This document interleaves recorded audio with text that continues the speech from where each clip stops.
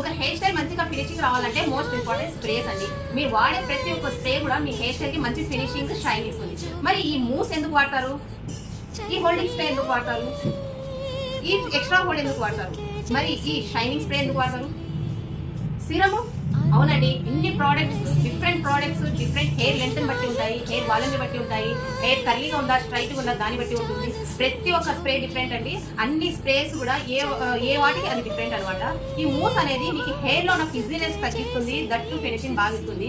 Without Moose మీరు hair style చేయలేరు. First heat protection, hair style start చేసిన వెంటనే ఫస్ట్ హీట్ ప్రొటెక్షన్ యూజ్ చేయాలా, తర్వాత మూస్ యూజ్ చేయాలా, మూస్ తర్వాత హోల్డింగ్ స్ప్రే. మీరు చేసిన హెయిర్ స్టైల్ అనేది ఎక్స్ట్రాగా హోల్డ్ ఉండాలంటే హోల్డింగ్ స్ప్రే యూజ్ చేయాలా, దాంట్లో షైనింగ్ రావాలంటే షైనింగ్ స్ప్రే వేయాలా, సెట్టింగ్ కంపల్సరీ ఫినిషింగ్ ఉండాలంటే ఎక్స్ట్రా హోల్డ్ సెట్టింగ్ స్ప్రే చేయాలా. ఇలా ప్రతి ఒక్క స్ప్రే కూడా తన వర్క్ సపరేట్ గా చేస్తుంది. అన్ని స్ప్రేస్ డిఫరెంట్, కంపల్సరీ అన్ని స్ప్రేస్ మనం యూజ్ చేస్తేనే మనకు ఫినిషింగ్ బాగుంటుంది.